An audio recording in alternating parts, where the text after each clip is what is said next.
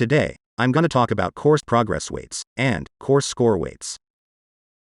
These are used to set up how much a learning activity will advance a user's progress percentage inside of the course, towards the course completion, and how much a scored quiz will count towards the course score.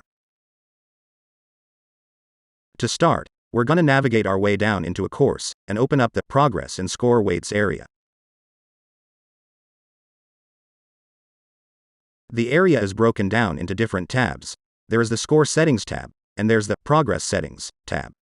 Score settings can be applied to items that can actually offer the user a score, such as graded quizzes or offline assignments. Progress settings, on the other hand, are made up of every tracked learning item inside your course. So in addition to scored quizzes, tracked items such as videos, PowerPoints, PDFs, and really anything else that can possibly advance a user's progress forward in the course. So when we're looking at the progress settings, you'll see over here, I have 3 items with a value of 1, meaning each item in this context is worth 33% towards the completion.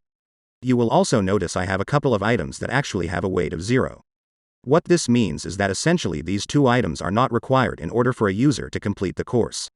They are still tracked, but do not count towards the progress, and ultimately they are optional for the user, at least in regard to completing the course. Now, you can still technically require these to be completed by users through other methods, and I won't go into those details here, but in terms of the numerical course completion percentage, these items are optional content and are not required to be viewed.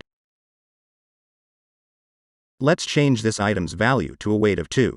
That makes this item worth 50% towards completion, whereas the other items are now worth 25% each.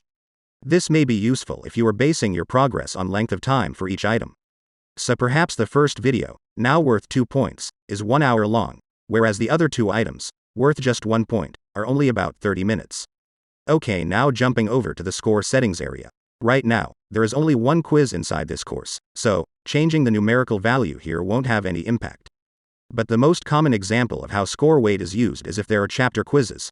Let's say 5 quizzes, 1 quiz for each of the first 5 chapters of a course. Then after the 5th quiz is complete, the admin will offer the user a final exam that has more weight than the 5 previous quizzes individually. So in this case, you might assign a value of 1 to each of the 5 chapter quizzes, then a value of 5 for the final exam, thereby weighting the final exam as being worth 50% of the course score. And those are the basics of getting started with the course progress and score weights.